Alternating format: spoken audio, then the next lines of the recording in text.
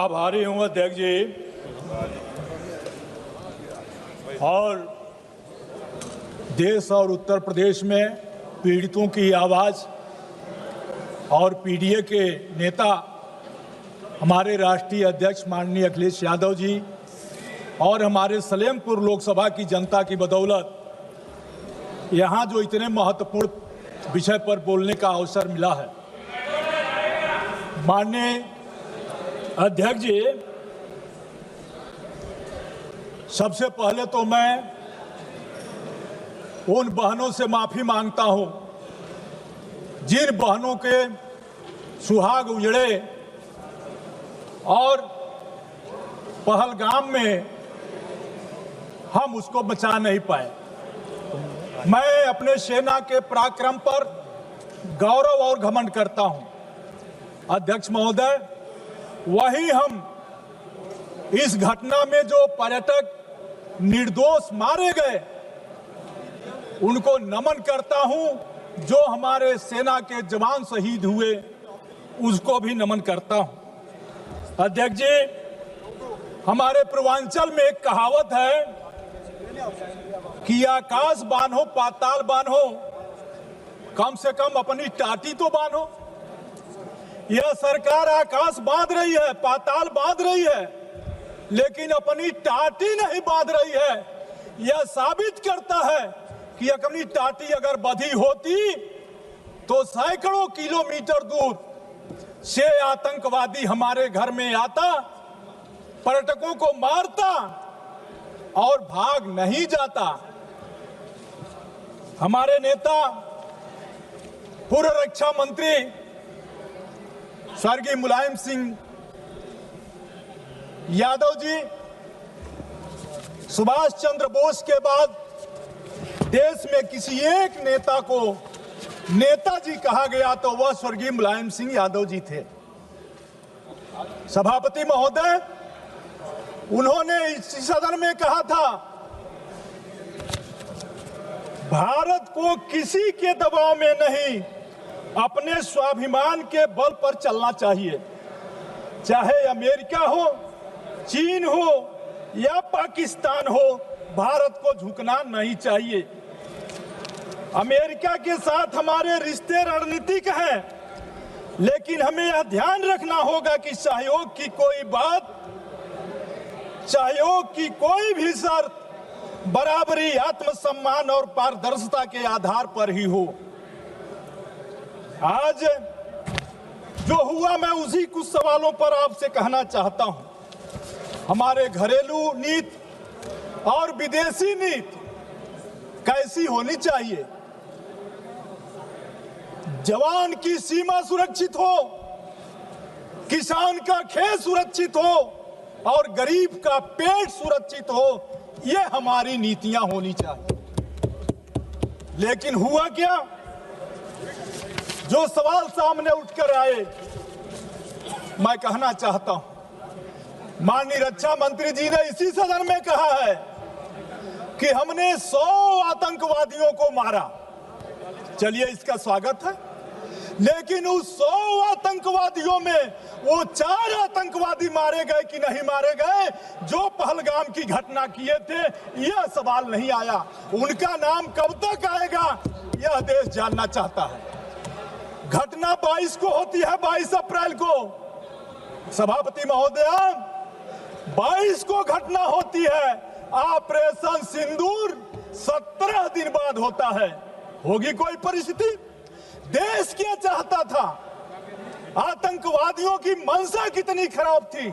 उनकी मंशा यह थी कि हम धर्म पूछकर मारेंगे और भारत में दंगा भड़क जाएगा। और पूरे देश के लोगों को मैं बधाई देता हूं कि आतंकवादियों के मंसूबों को नाकाम किया और हिंदू मुस्लिम सब लोगों ने मिलकर के आतंकवादियों के इस नापाक इरादे को पर लगाम लगाया। मैं कहना चाहता हूं कि आज आतंकवादियों ने जिस तरह की घटना की, उस घटना के सवाल पर सरकार के जो पक्ष आए, सभापति महोदय, जिसका जिक्र अभी हमारे दूसरे वक्ता भी कर रहे थे, हमारे नेता मुलायम सिंह यादव जी ने दुनिया के सामने समर्पण की कोई बात कभी नहीं की थी। स्वर्गीय मुलायम सिंह जी ने 30 जून को 22 तारीख को हमला होता है, 17 दिन बाद 7 मई को सिंदूर ऑपरेशन सिंदूर होता है। देश का मन क्या था?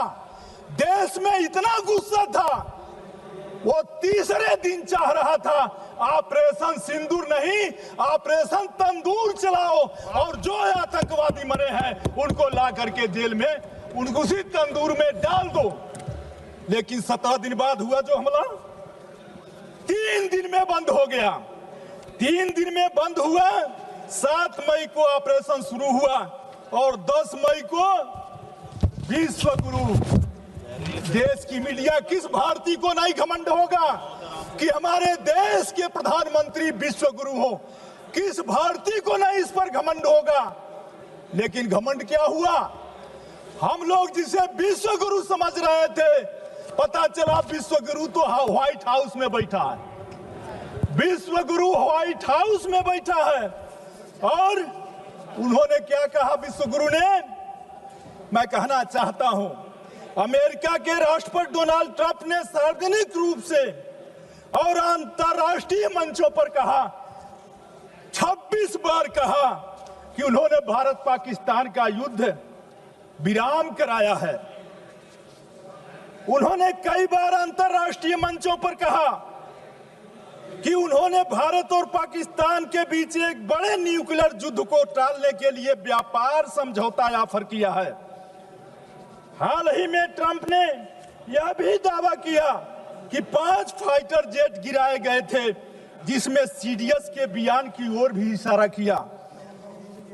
ट्रंप ने यह भी कहा प्रधानमंत्री मोदी शुरू में असहयोगी थे और संकट को कम करने के लिए अमेरिका की मध्यस्थता जरूरी थी।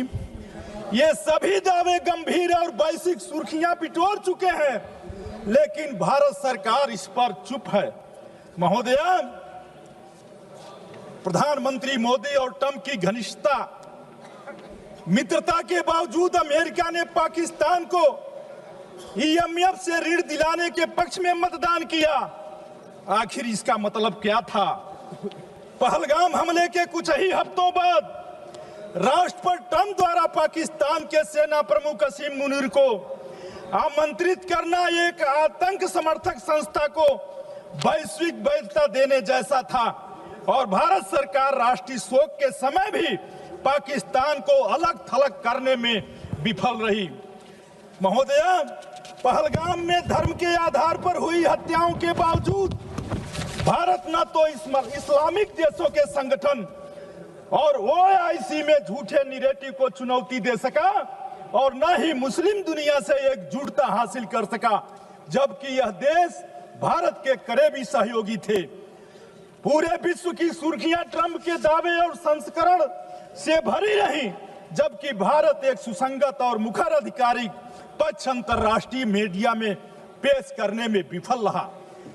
महोदया, क्वाड जैसे मंचों पर अहम भागीदार होने और रणनीतिक साझेदारी के बावजूद भारत अमेरिका को पाकिस्तान की सैन्य लीडरशिप को वैश्विक वैधता देने से नहीं रोक सका। अब मेरे अंत में कुछ सवाल हैं। महोदया, पहलगाम एक संवेदनशील इलाका माना जाता है और बैसारण में प्रतिदिन सैकड़ों पर्यटक आते हैं। इसके बावजूद आतंकवादी वहां खुलेआम घूमते रहे, धार्मिक पहचान के आधार पर लोगों को चिन्हित किया और दिन दहाड़े निर्मम हत्याएं की। घटनास्थल पर किसी भी प्रकार की पुलिस व सुरक्षा बल की मौजूदगी नहीं थी और दुर्भाग्य की बात है, वहां के महामहिम ने 3 महीने बाद अपने बयान में कहा कि इसमें चूक हो गई। महोदया, सुरक्षा में चूक हो गई। महोदया, जो आतंकवादी हालिया हमले के जिम्मेदार हैं, उन्हें अब तक क्यों नहीं गिरफ्तार किया गया? जब सरकार बहु एजेंसी ऑपरेशन, ड्रोन निगरानी और हवाई नियंत्रण का दावा कर रही है, तो फिर ये आतंकवादी जिलों में लगातार कैसे घूम रहे हैं? क्या सरकार जमीनी स्तर पर लोकेशन नेटवर्क और स्लीपर सेल्स को रोकने में नाकाम रही? महोदया, वो भी भारत ने हमेशा यह स्पष्ट किया है कि पाकिस्तान के साथ हमारे मसले द्विपक्षीय हैं और किसी तीसरे की मध्यस्थता स्वीकार नहीं की जा सकती। ट्रंप का दावा यह दर्शाता है कि मोदी सरकार ने अमेरिका के हस्तक्षेप की अनुमति दी, जो 1972 के शिमला समझौते के बाद से भारत के अस्थायी नीति के खिलाफ है। महोदया, अगर ट्रंप की बात सही है तो इसका मतलब है कि भारत ने अपने सैन्य और कूटनीतिक फैसलों की स्वतंत्रता खो दी। क्या भारत ने अमेरिका के कहने पर युद्ध विराम स्वीकार किया? महोदया, मैं कहना चाहता हूं, अंत में कहना चाहता हूं कि युद्ध विराम में अमेरिका की कोई भूमिका थी? क्या वास्तव में फाइटर जेट गिराए गए थे? भारतीयों को ये बातें अपने प्रधानमंत्री से क्यों नहीं सुनने को मिली? ट्रंप से सुनने के लिए क्यों मिली? महोदया, ट्रंप कहते हैं कि हालत युद्ध के कगार पर थे, जबकि सरकार कहती है कि ये सामान्य सैन्य बातचीत थी। दोनों बातें एक साथ नहीं सही नहीं हो सकती। या तो ट्रंप झूठ बोल रहे हैं या यह सरकार सच्चाई छिपा रही है। महोदया, ट्रंप की टिप्पणियां हमारे सेना की पेशेवर योग्यता को कम करके आंकती है, ऑपरेशन सिंदूर को गलत रूप से पेश करती है। अगर वास्तव में कोई जेट गिराए गए तो जनता को बताया जाना चाहिए। अगर ऐसा नहीं हुआ तो सरकार की रिकॉर्ड ठीक क्यों नहीं कर रही है? महोदया, बयानबाजी ने, ट्रंप की भाषा और बयानबाजी ने एक बार फिर भारत और पाकिस्तान के एक साथ जोड़ दिया। इसलिए मैं अंत में कहना चाहता हूं कि सारे कुछ हो जाने के बाद अगर हमारा हमला सही था तो फिर दुनिया के 32 देशों में 59 सदस्य प्रतिनिधि मंडल गया। अगर हमारा ऑपरेशन सही था तो फिर दुनिया में क्यों हम गए थे? और अगर गए थे तो उससे क्या लाभ हुआ, यह मैं आपसे जानना चाहता हूं। इन्हीं शब्दों के साथ आपने समय दिया, बहुत बहुत धन्यवाद, बहुत बहुत धन्यवाद।